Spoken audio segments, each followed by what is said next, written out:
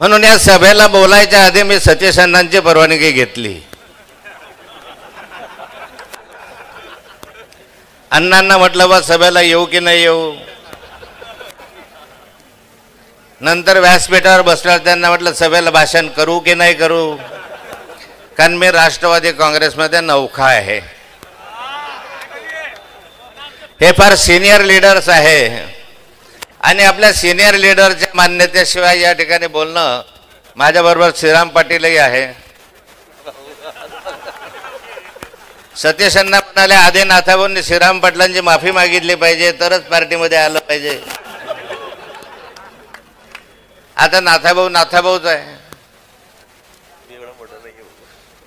नाही, श्रीराम पाटील तुम्ही नाही बोलले, सतीश अण्णा बोलले, म्हणून मी त्यांची परवानगी घेतली. आणि इथं यायच्या आधी जयंतराव पाटलांना चाळीसगावला विचारलं की जयंतराव मी नक्की येऊ की नाही येऊ, आणि त्यांचे साक्ष काढले की मी पार्टीत आहे की नाही.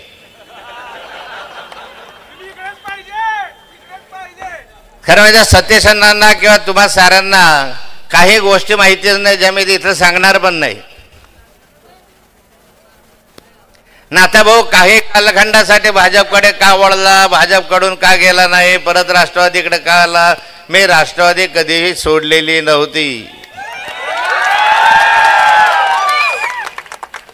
मी भाजपमध्ये मला प्रवेश द्या असं कधीही म्हटलं नव्हतं. मला भाजपमध्ये या म्हणून आमंत्रण होते आणि ते कसे होते ते तुम्हाला माहिती नाही. माननीय शरद पवार साहेब आणि जयंतराव पाटील साहेब या दोघांनाच फक्त माहिती आहे. त्यामुळे आता फार खोलवर जात नाही, वेळ फार कमी आहे. 10 मिनिट 5 मिनिटाची वेळ मला दिली आहे. पण आज आपण हे सारं पाहत असताना माझ्या असं लक्षात आलं की माणसं कोण आहेत. कोणी सुटाबुटातले माणसं नाही आहे, कोटातले माणसं नाही आहे. सर्वसामान्य मतदार या ठिकाणी उत्साहानं आणि उत्स्फूर्तपणे उभा आहे. 35 वर्षापूर्वी हा मतदारसंघ शिवसेनेचा होता आणि नंतरच्या कालखंडामध्ये त्या कालखंडामध्ये हा मतदारसंघ बदलवणं, हा मतदारसंघ भाजपला घेतला आणि भुसावळ मतदारसंघ शिवसेनेला दिला. म्हणून गिरीश महाराजांचा नंबर इथं लागला. पण हे विचार माझ्या पुण्यानं आता असं वाटते पाप केलं. ज्या माणसाला मोठं करण्याचा प्रयत्न केला, मला त्या कालखंडात 35 वर्षापूर्वी ज्यावेळेस तिकीट दिलं पार्टीने, प्रमोद महाजनांनी, त्या कालखंडात वाटलं की हा सद्ग्रस्त एका पेन्शनर शिक्षकाचा माणूस संस्कारामधला असेल. पण अलीकडचे वर्तणूक पाहिलं तर तुम्ही काय बोलणार, काय चालणार, कुठे दूध येतं, कुठं दूध येतं, याला दुधाशिवाय जमतच नाही. माहितीने किती ठिकाणी दूध काढलं याने. काय काय बळबळ करतो, काय काय बोलतो. आता न बोललेलं बरं, त्याच्यावर नाव घेतलेलं बरं नाही. आणि 5 वर्ष पाटबंधारे मंत्री राहिला गिरीश.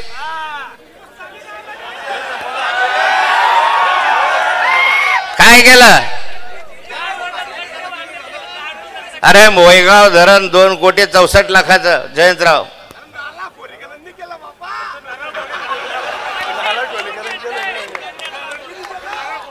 नाला खोलीकरण केलं.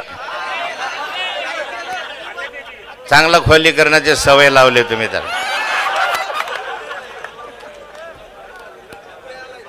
एक धरण 2,64,00,000 आणि त्याचा खर्च आला 46 कोटी. 46 कोटी का खर्च आला?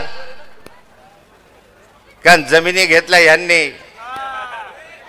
भूसंपादन केलं यांनी मंत्री झाल्यावर, आणि एकेका व्यक्तीने 15-15 कोटी रुपये या ठिकाणी घेतले. 15 कोटी. गिरीश भाऊ तुम्ही घेतले की नाही मला सांगा. 10 कोटी 15 कोटी कमाई केली धरणांच्या याच्यावर.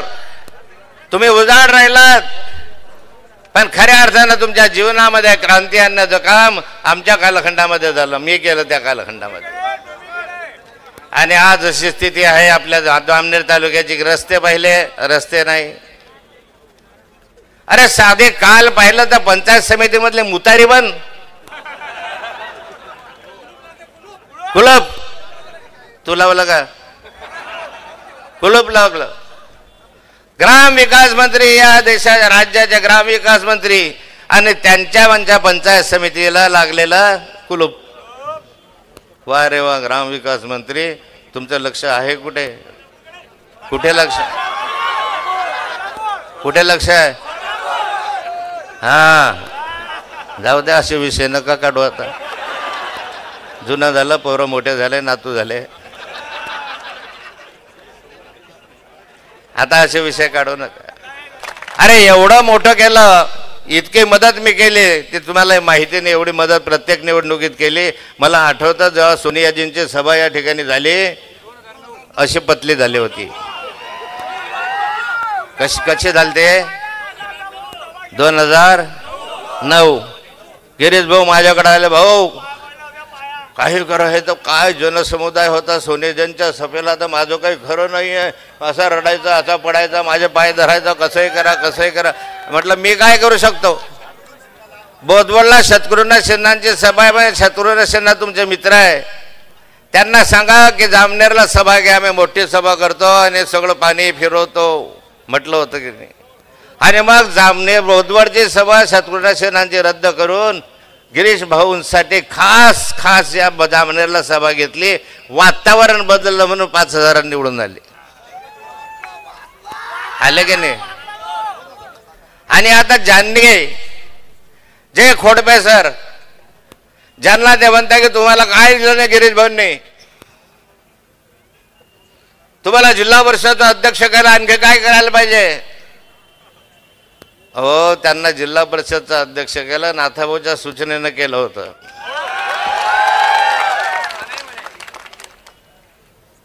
त्यांना जिल्हा परिषदचा अध्यक्षपद केलं म्हणून काही फार मोठं काम केलं असं नाही. त्यांनी 35 वर्ष जीवाचं रान करून तुम्हाला निवडून आणलं, हे काही कमी नाही आहे. खोडपे सरांनी 35-30 वर्ष जीवाचं रान केलं. मला माहिती आहे की आम्ही सायकलीवर फिरायचो, मोटरसायकलवर फिरायचो, डबल सीट जायचो.